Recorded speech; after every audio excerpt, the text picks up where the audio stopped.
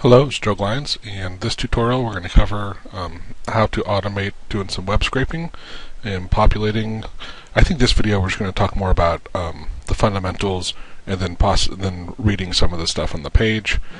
Or actually maybe we'll do setting. We'll set the stuff on the page and demonstrating the script I wrote that will help writing it. Obviously using AutoHotkey for this.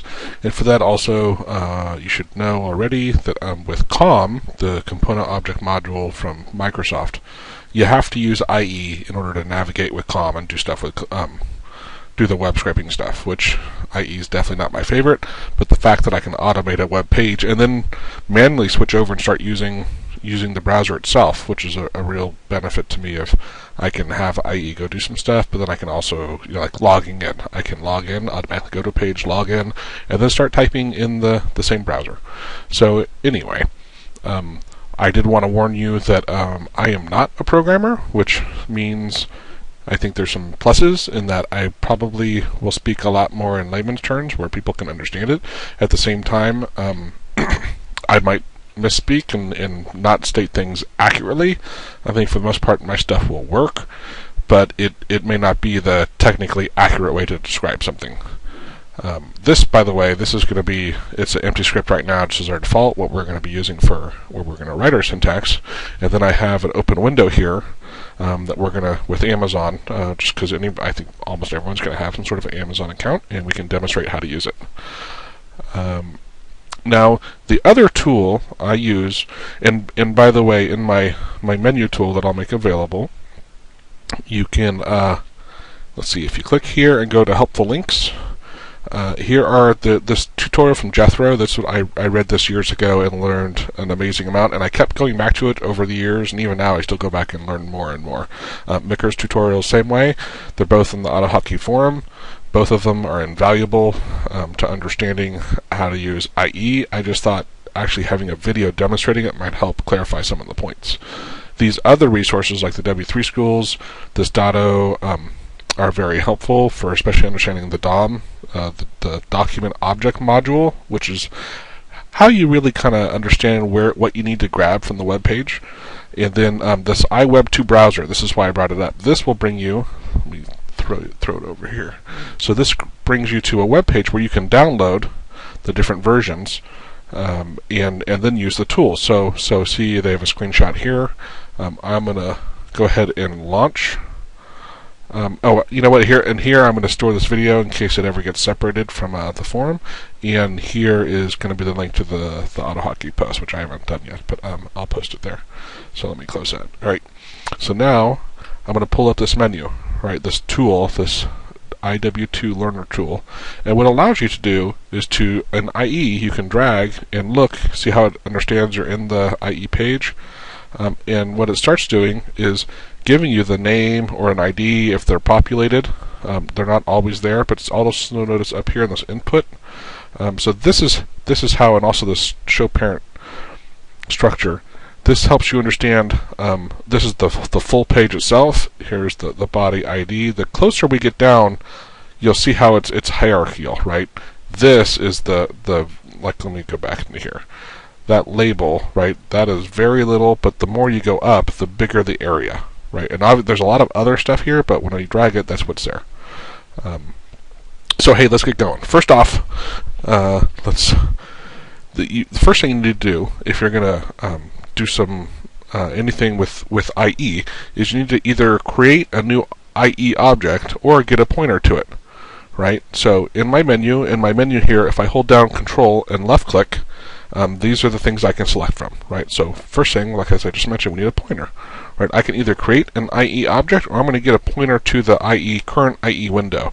This one's a little more sophisticated in that I can actually put in the title and URL, so it'll isolate it better. I'm just going to demonstrate this one. So this, if I was to run this right now, it would create a new window, and this PWB would be a variable that stores a pointer to this version, this object, IE object we just created. This next line I just put in here because 99% of the time you kind of want to see what you're doing, right? Maybe after you automate everything, you'll make it hidden and turn this to false. But if you're going to start with one from scratch, right, it's nice having it visible. Instead of creating a new one, though, for this example, I'm going to get a pointer to the current IE window. Now, this function here, I think I grabbed this from Jethro's initial post. I can't remember, otherwise I would have cited it. And I just didn't get a chance to go back and look. But this is the function. This is this function right here. Right? So it is going to go get a pointer to this Amazon window. And I'm going to demonstrate this. So let's do this. We're gonna do that, and we'll say page navigation, and I'm going to retrieve the current URL. Also notice, see this PWB is here and here. I use this consistently within my menu tool, so it should always be accurate. So now it's going to store the location of that, store it in this variable, and here we're going to display it and say this is the close enough. All right. Now I'm going to save it and run this. And now when I hit that, so notice this is all the other crap that's in. If we look right here, it's actually in here. Let's just to make it simple. It had my history and stuff. So I'm going to get rid of that. And now, oh, I didn't like that.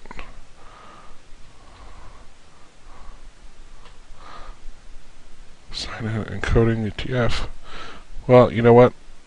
Well, it doesn't matter. I was just going to demonstrate that it's actually grabbing that URL. So we'll come back to here, and now I'm gonna go ahead and delete this. But this pointer, this function needs to stay in our script. I'm gonna add some returns so it stays out of our focus, so we don't get lost in it. Right? And let me move this down so we can see a little more. Now let's say I wanted to change, or let's say I wanted to know what is in this spot. Right? So I'm going to come over here. Let me get back to my IW2 Learner tool, and I'm going to drag this into here. And now there's a couple different ways you can go about getting this. Right? This name and email. I'm sorry, ID. The name is email. The ID is app_email for this input box. Right? The fact that these are named, it's a great way to be consistent in grabbing what value is there. And here it tells me this is my value, and see value here, this is what's in there. And here's the outer HTML, the thing that wraps it with the A reference in your tag. First off, though, what we'll do is we'll go back to our script. Alright, we're back over here. And now I'm going to say, okay, what do I want to do? I want to get from the page, and I'm going to use this unique ID because I see under ID, see that AP_email. That is my go-to when this is populated. That's what I try to use because it's a great way to be very consistent.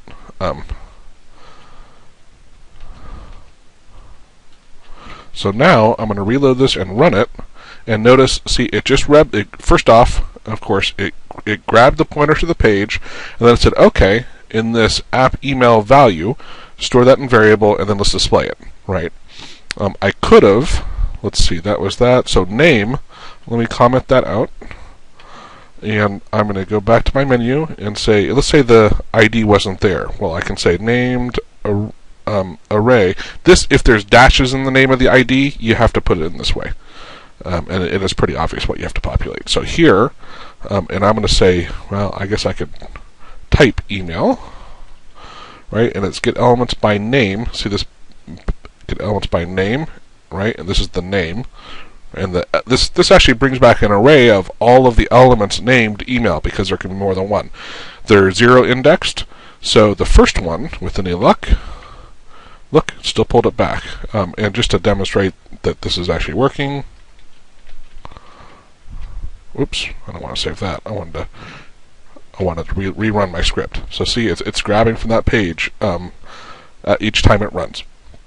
So the third way is, let's say this email, this name and ID, neither of these were populated, right? Well, that's when you can use the tag name, right? So I commented that here. We're going to add one more line, and now I'm going to go over here and say get tag name, and again, this is going to be an array. Now my tag name, see here, up here, it says input 12, right? So I'm going to change this to input, and this is going to be 12. And now when I save and reload it, there it goes, right? And that works because this is the 12th tag on the page, 12th input tag on the page. And let's see, what else can I say about that? This is not nearly as stable because let's say another input tag gets inserted above this and it would suddenly become 13, or let's say they get rid of one above it and it becomes 11. That's why I try not to use input tags when I can. I mean, a lot of web pages don't change that much, but they change often enough that it's if these are available, this is definitely the way you want to go. Let's see. I want to stick with compartmentalizing this tutorial, and let's see what else we have under get from page. Well, all right. So we have checkboxes, right? So let's see here. Here's a checkbox, and it's create. So I think I can find out. Not that you'd really do this. Normally, you're going to use like a set on the radio boxes. But let's come back down here. Get from page, checkboxes, and oh, it's off of the tag names. So that should have. Let's see. Create. That was an ID. You know what? I'm going to go ahead and change this so just so you can also see how things change. Well, let's. I'm gonna give this a whirl. I'm not sure if this will work. Input, and we'll try 13. I guess I should have left that. Now this should be a 0 or probably a 0. 0. Now what if I check this one? Oh, now that's interesting. So selected is -1. But if I change it now where it's not selected, it becomes 0. Okay, that does not make any sense to me, but you can see it's consistent. And so this next one is input 14, right? So if we come back to here and we simply would change this to 14, reload. Now that's -0, and we set this back over here, and it's back to 0. And let's also, you know what? Well, no, let's stick with the getting. I'm afraid I would do my this one, but I don't want my password showing up there. And you know what? I don't see. Didn't think this through entirely. Let's open a new window, and we'll go to the forum because I know there are drop-down boxes. If we click the. Here we go. So. This is what I wanted to show you how is like here is a drop-down box, okay, and it's select one or the name SK, but we'll do select. We're going to change this tag to select. Oh, sorry. Comment that back out. That was for the radio boxes, so I need to say get from page drop-down array. Oh, and now here. Notice what I did was I have two separate things, and you know what? I guess I like sticking with var, but we'll call this var1, var2, var1,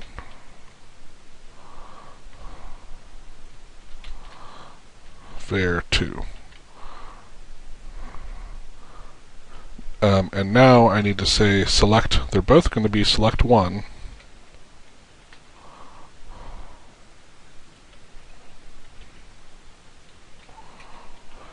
What's going to show you is how it works a little different on these. So notice the first one says 1 and the second thing says T. That is because, see right here, the value is T, right? Where are we here? Was this one I did? Select one, yes. So, but it's the post time. Let's say I change it to post subject. Notice how it says 4 and S, right? And now if I update this one, so see it has an S, but it's the fourth 1, 2. It starts with 0. Sorry, 0, 1, 2, 3, 4, right? Or S. So depending on which value you wanted, this allows you to say, hey, do I want the actual index number, right? That's the first one, or the value, and that's this value again. So you know what? Let's have a little fun here and show you. Let's say I get rid of this. We'll leave var2 because the other one. Sometimes you want to see the actual HTML that's around it, right? So I can change this value to outer HTML, and that, see how here says outer HTML? When I do that, it's going to show you. It actually shows you what's in this box, but of course it's ripping it from the page. You know, it's one thing to look at it, but programmatically I might want to grab this and do something with it, do a regular expression on it, find the options in there or something like that, right? So. Alright, so we went over checkboxes, radio boxes, drop downs.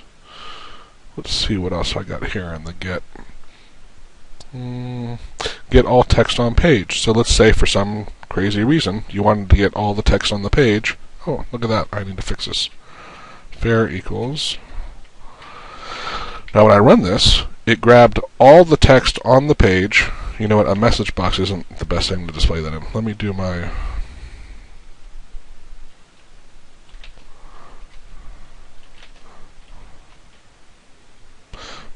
message box. I thought that was NBA.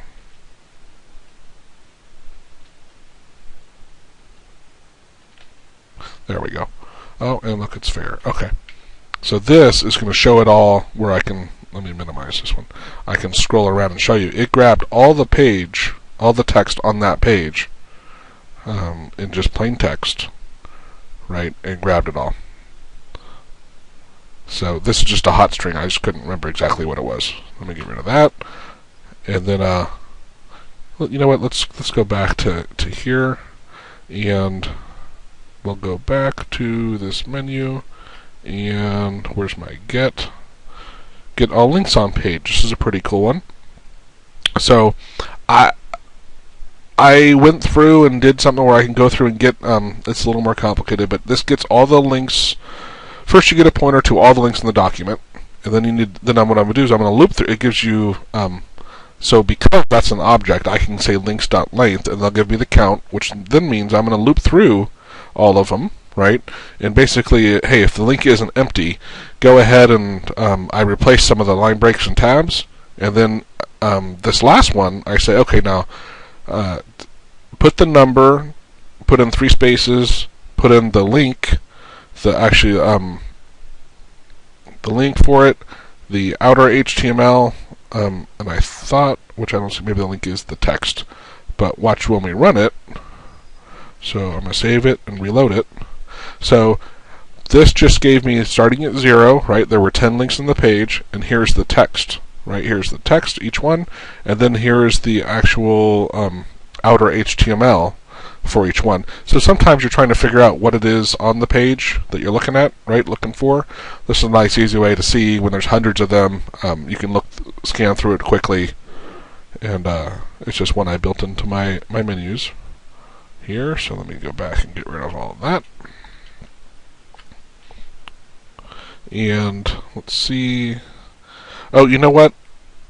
I should have done. Let's do a couple with the page. So let's say we want to navigate to a page, right? So let's say I want to navigate, so it's gonna get a pointer to this page, and then it's gonna navigate to here, right? The problem is programmatically it's gonna navigate there, but then there's no way right now it's not gonna know how to pause to wait for that page to load. So I can still load it. Oh, I guess I didn't save it. Let me close that, save it, reload, and run. Notice how I went to Google, right? You can't see it very well, but that's okay. I'm gonna go back. Of course, there's no back section. There we go. But what I'd like to have in here also is I want to wait for page to load, right? So this, now, I'm going to put a message box, done. So now, even though it's going to be super quick, right?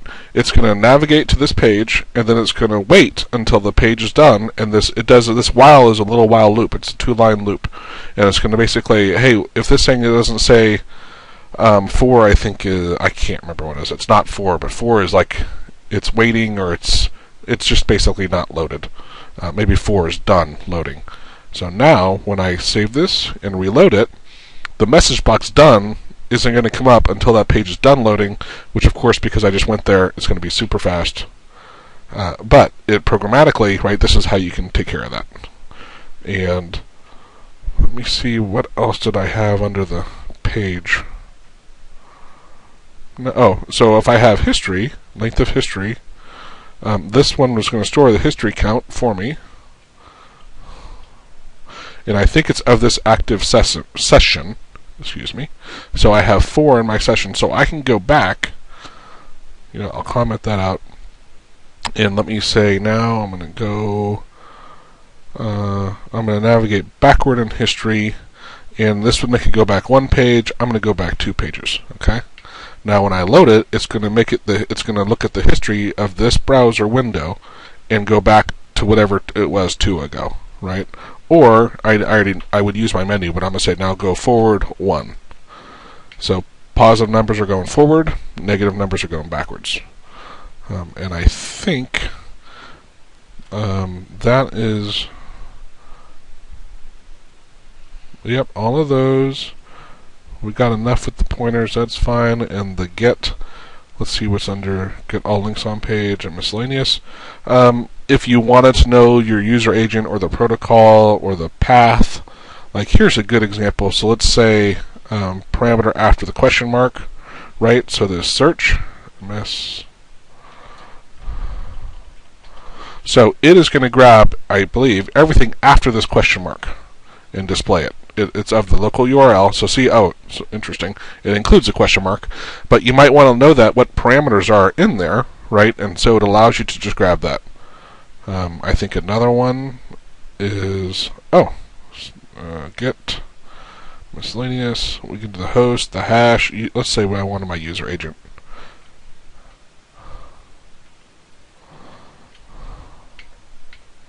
And this is my user agent. Okay, well that's a little bit over 20 minutes, but hopefully that got you a good idea of how to begin doing web scraping. I'll work on another one to deal more with the setting of values, because it's obviously a lot more complicated than this. This just gives you the beginnings of how to automate stuff.